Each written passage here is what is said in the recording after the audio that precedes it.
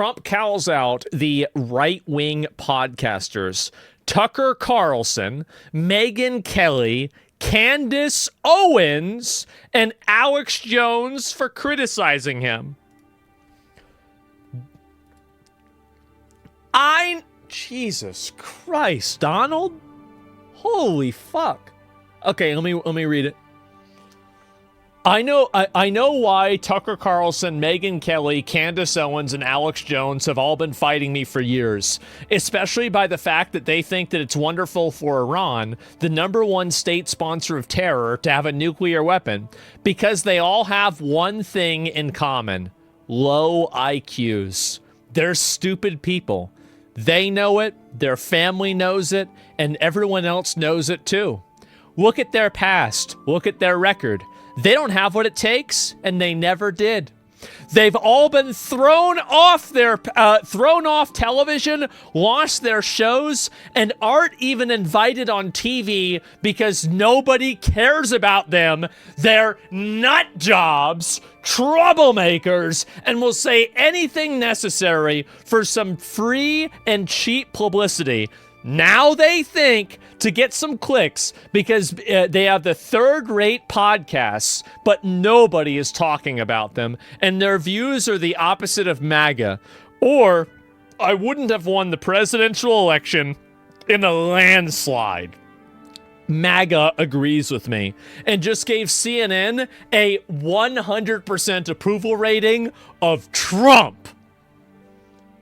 Keep this in mind.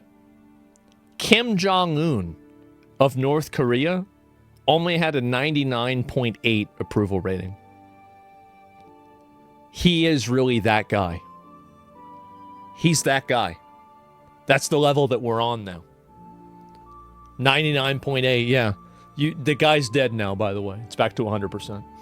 So anyway, I wouldn't have won presidential election of not the hand-flailing fools like Tucker Carlson, who couldn't even finish college. He was a broken man when he got fired from Fox, and he's never been the same. Perhaps he should see... Let me make it larger so you guys can read it. Where is it here? Perhaps he could see a good psychiatrist, or Megyn Kelly, who nastily asked me about the now famous only Rosie O'Donnell. That's true. She was the one that asked him that. Or crazy Candace Owens, who accuses the highly respected First Lady of France of being a man when she is not, and will hopefully win lots of money in the ongoing lawsuit. Actually, to me, the First Lady of France is far more beautiful woman than Candace. In fact, it's not even close.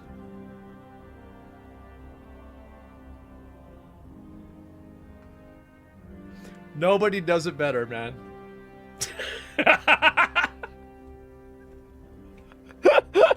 Nobody does it better. This is the president. Or bankrupt Alex Jones, who says some of the dumbest things and lost his entire fortune, as he should have, for his horrendous attack on the families of the Sandy Hook shooting victims, ridiculously claiming that it was a hoax. These so-called pundits are losers, and they always will be. The now fake news CNN, the failing New York Times, and other radical left, quote, news organizations are hailing them, giving them positive press for the first time in their lives. They're not MAGA, they're losers, just trying to latch on to MAGA. As president, I could get them on my side anytime I want to, but when they call, I don't return their calls, because I'm too busy on world and country affairs. And after a few times, they go nasty, just like Majority Traitor Brown.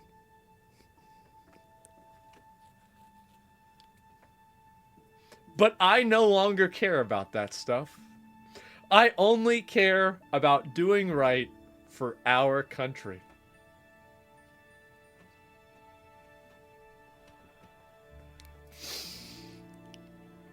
Wow. MAGA is about winning and strength in not allowing Iran to have nuclear weapons. MAGA is about making America great again. And these people have no idea how to do that. But I do, because the United States is now the hottest country anywhere in the world. President Donald J. Trump.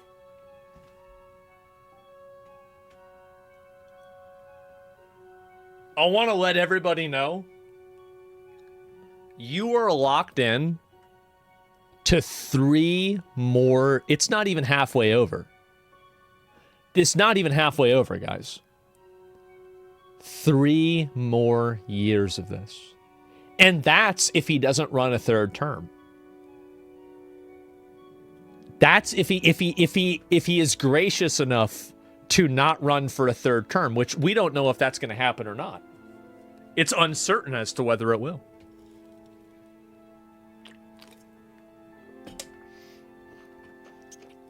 The 4th term, that's right. Bunch of Fugazi? Yeah, I guess so. I don't think he's going to make it on the midterms. I think that if the Iran war ends and he's able to spin it as a win, or the Iranian government is deposed, then I think that he will.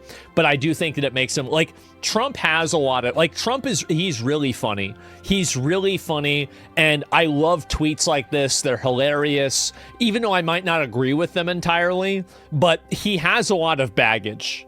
He does. Like Trump, and the thing is that Trump, you get a lot of positives. He's really funny. He says things that nobody else will say, but at the same time, he does do things that, you know, it's like, you know, the Epstein files, right? And it's like, come on, did you really have to do that? And like, there are negatives. There definitely are. Trump never forgets people being disloyal. He never forgets people. Is that... Donald Trump on retribution. 1992.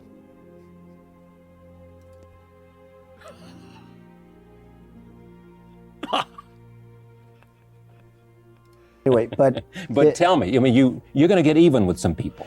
Yeah, I know. If given the opportunity, I will get even with some people that were disloyal to me. I mean, I had a group of people that were disloyal. But how do you define disloyalty? They didn't come to my aid. Well, what did they do? They turned their back on you? No, but they didn't do small things that would have helped. They didn't do large things. Give me one example.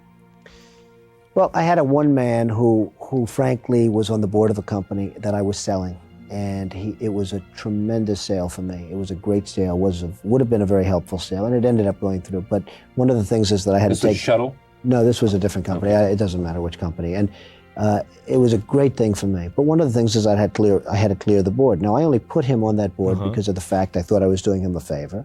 He got some money by being a board member, et cetera, et cetera. He contributed nothing. Sure. When it came time, I have 5 board members. When it came time to removing the slate and getting all my people, everyone said, I'm leaving. Right. Steve Ballenbach, Harvey Freeman, everyone left, except this one particular person said, I don't want to leave. He told my people, I don't want to leave. Well, when I heard about it, I went nuts, and I blasted him, and all of a sudden he left. But I consider that a great act of disloyalty. I put him on that board. Now, he did leave. I mean, he did leave.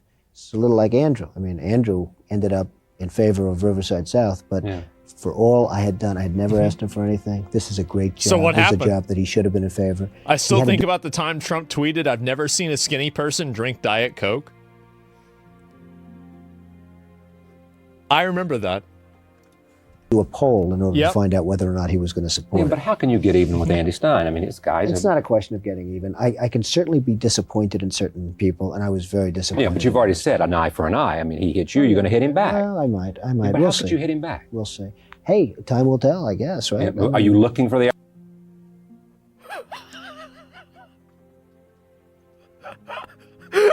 Damn. opportunity?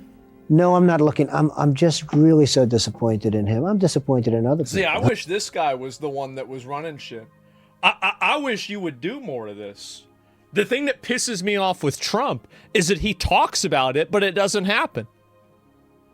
That's what makes me fucking mad. Like, the reason why I get mad at Trump isn't because he's extreme. It's because he's not extreme enough.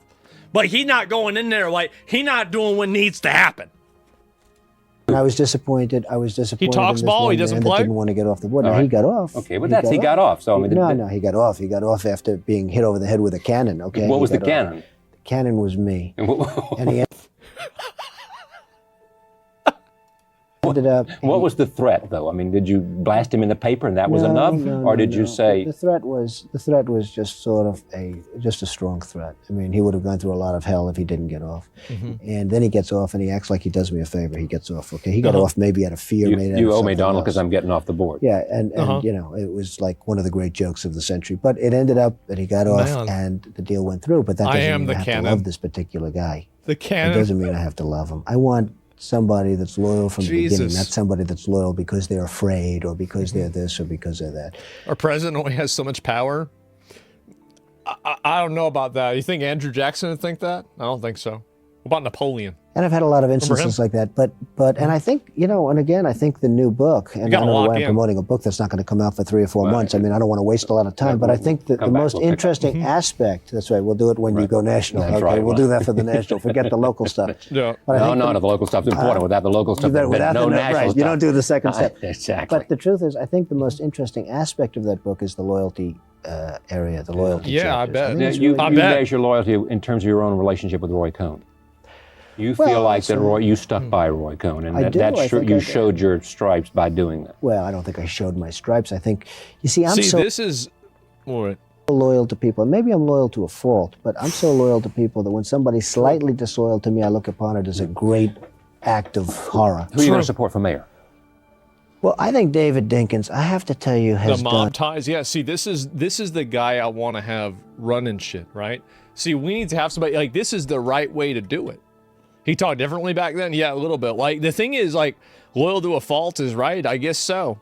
And Trump before AIPAC was a goat. Current Trump is a worm. Well, I'm just saying, like, in general, like, this is the kind of shit, like, I want to have this. Like, I mean, now, maybe, and the thing is, that's one of the things, like, I always said I liked about Marco Rubio is that Marco Rubio, it doesn't matter what Trump does, Marco Rubio will go up there and he will have his fucking back. He will have his back because that's the president. My job is to make sure that I am executing the vision of the president for the American people, right? He was elected in a landslide, and I'm going to vote for him, right? I'm going to do what he wants to Marcus Rubio, exactly.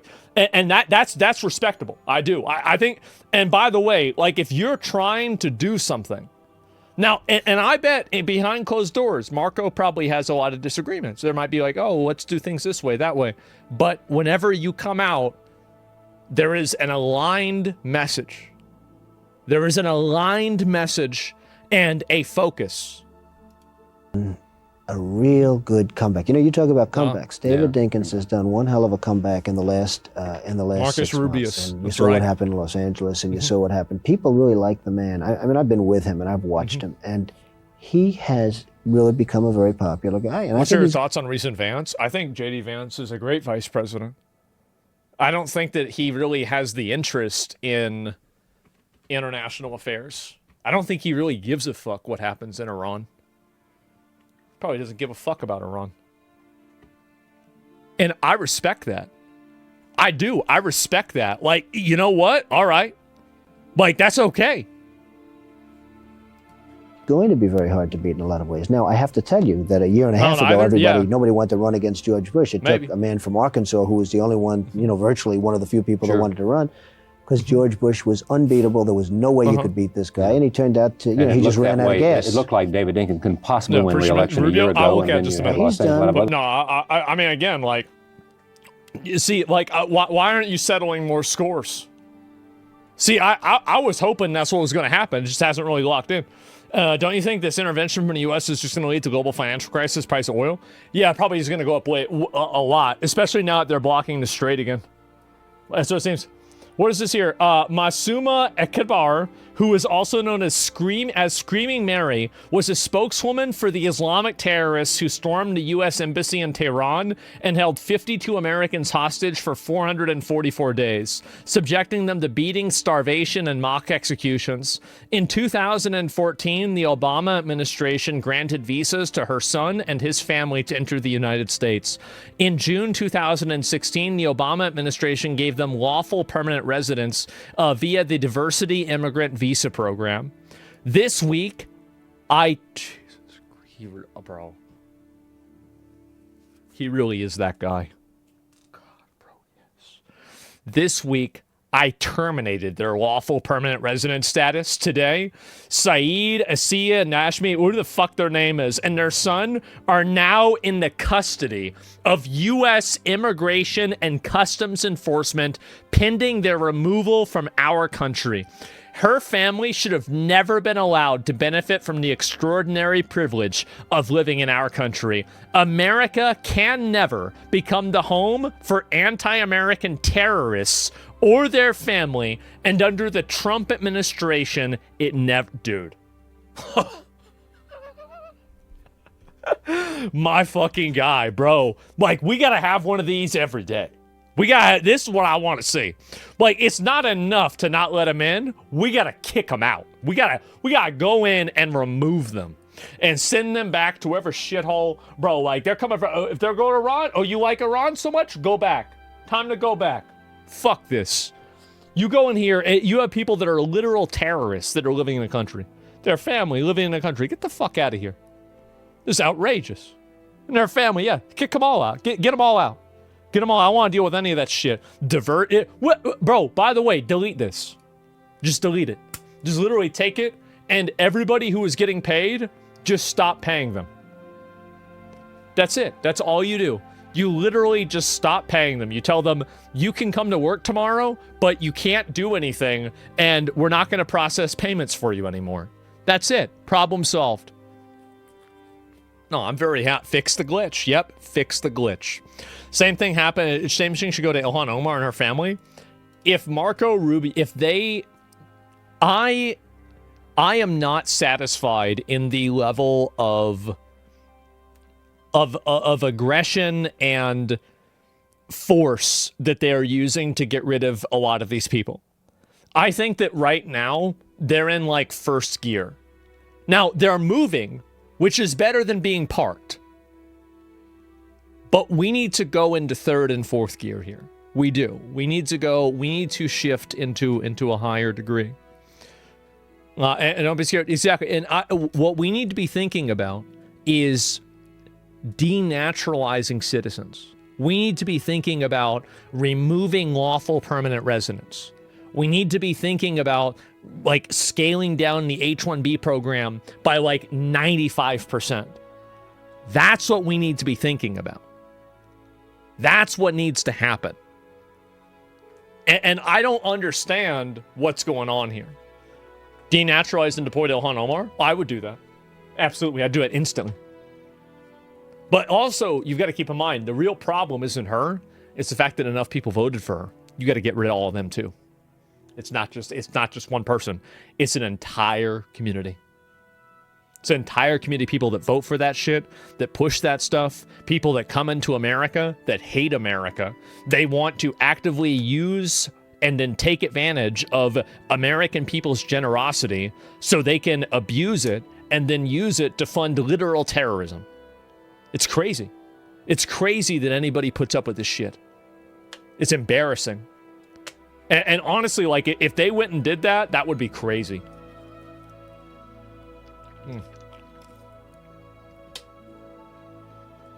My girlfriend voted for it.